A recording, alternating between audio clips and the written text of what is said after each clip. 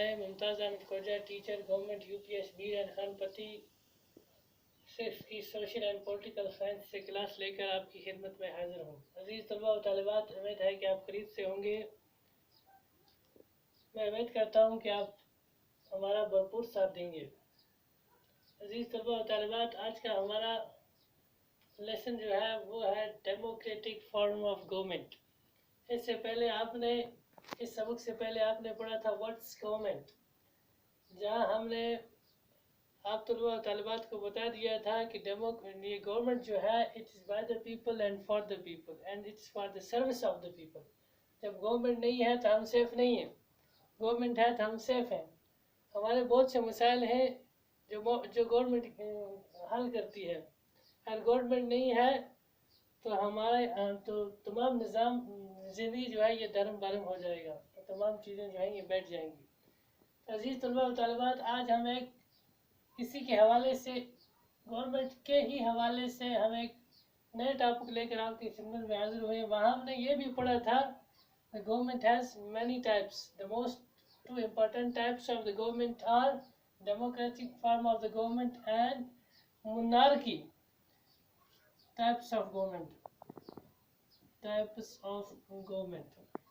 यानी गवर्नमेंट की कितनी किस्में हैं, types of the government. The 2 main types of the government are democracy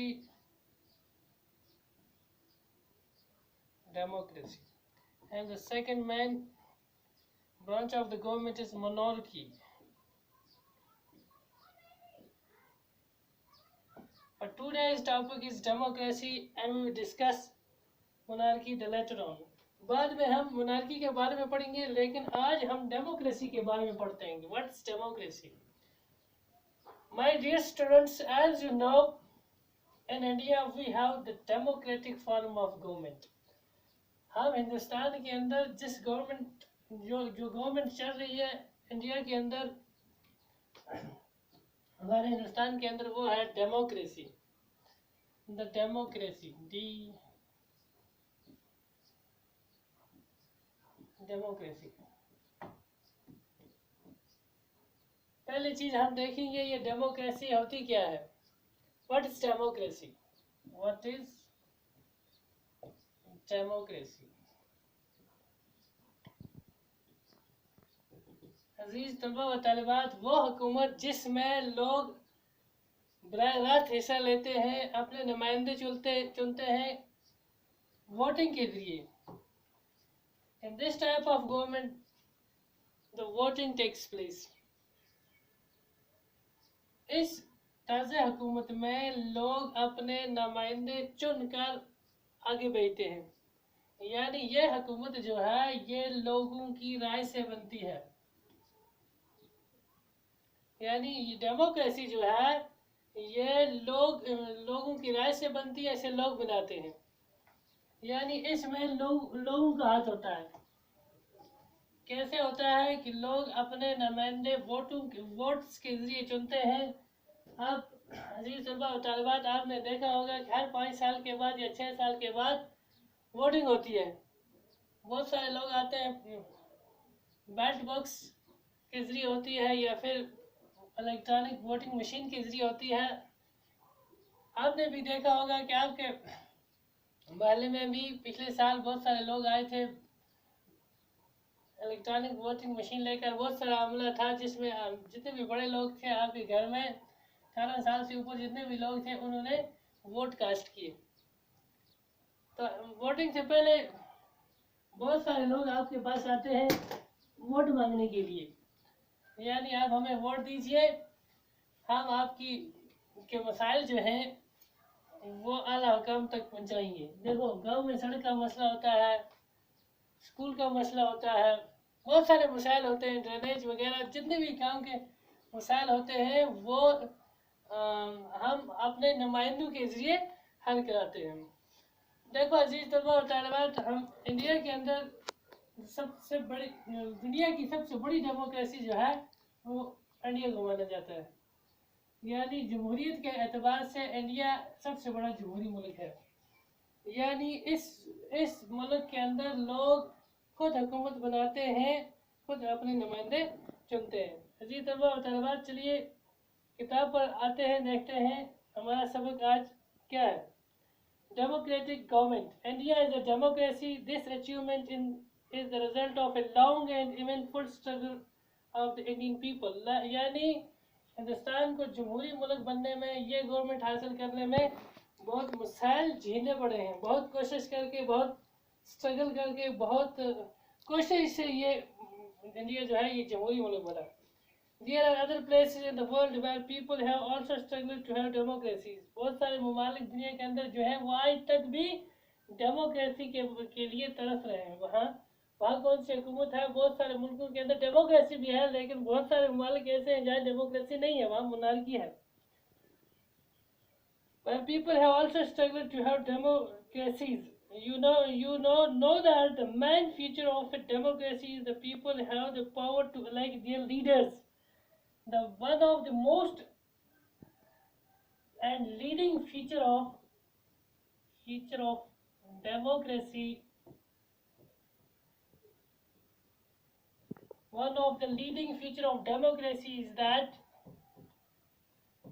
in this form of government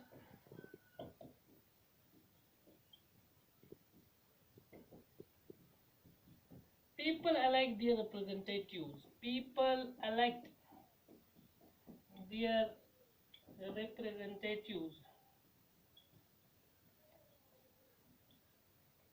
यानी डेमोक्रेसी का सबसे बड़ी खुसूसियत जो है, सबसे बड़ी बात जो है वो ये है कि इस हुकूमत के अंदर लोग बराह रास्त अपने नुमाइंदे चुनते हैं वोट देकर। People have the power to elect their leaders. और डेमोक्रेसी का दूसरा इम्पोर्टेंट फ्यूचर जो है, one of the most second important feature of democracy is that the government is responsible before people. Government जो है वो लोगों के सामने जवाबदेह है। The government is answerable before people. लोगों के सामने जवाबदेह है कि लोग हुकूमत से जवाब ले सकते हैं कि आपने हमारे मसाइल का हल क्यों नहीं किया। It is only the form of government where the people have power in their hands. वो किस तरह अगले 5 सालों के बाद फिर लोगों के पास इख्तियारात आ जाएगा कि वो कैसे अपने नुमाइंदों को चुनते हैं, या जो चुने हुए नुमाइंदे थे उन्हें फिर दोबारा चुनेंगे या नहीं। ये सिर्फ और सिर्फ डेमोक्रेटिक फॉर्म ऑफ गवर्नमेंट के अंदर पॉसिबल है। The basic idea is that people rule themselves by participating in the making of the rules. जितने भी कानून बनते हैं वो लोगों की राय से बनते हैं, क्योंकि लोगों ने कानून बनाने के लिए अपने नुमाइंदे गवर्नमेंट को भेज दिए। Democratic government in our times are usually referred to as representative democracies. In representative democracies, people do not participate directly, but instead choose their representatives through an election process. लेकिन ये नुमाइंदे किस प्रोसेस के जरिए चुने जाते हैं? By the process of election. जब आप तलबा जब आप बड़े हो जाओगे तो आपको भी वोट कास्ट करने का हक मिलेगा। अभी आप छोटे हैं, लेकिन आप अपने स्कूल में जब आप सेक्रेटरी मॉनिटर चुनते हैं तो वहाँ भी यही तरीका, वहाँ भी इसी इलेक्शन के जरिए आप अपने नुमाइंदे चुनते हो। ये स्कूल में ये प्रोसेस उस्ताद के द्वारा करवाई जाती है ताकि आप बड़े होकर अपने नुमाइंदे डेमोक्रेटिक फॉर्म ऑफ गवर्नमेंट में चुनेंगे। These representatives meet and make decisions for the entire population. जब ये नुमाइंदे चुनकर आगे जाते हैं तो ये पूरे लोगों के लिए, पूरे लोगों के मसाइल लेकर गवर्नमेंट के पास जाते हैं और डिसीजन मेक करते हैं, और इनके इन्हीं से फैसले हुआ करते हैं।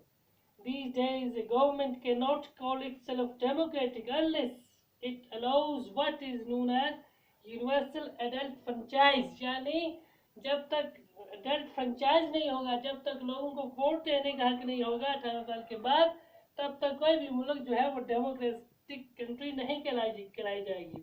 This mean is that all adults in the country are allowed to vote. अब यूनिवर्सल फ्रेंचाइज का मतलब क्या हुआ बच्चों? It means that all adults in the country are allowed to vote. 18 साल के बाद जितने भी लोग, नौजवान और बुजुर्ग आते हैं, उनको वोट देने का हक होता है। अजीज तलबा व तालिबात, आज के लिए इतना काफ़ी है। फी अमान अल्लाह। कल फिर हाजिर होंगे यही क्लास लेकर। अल्लाह हाफिज़।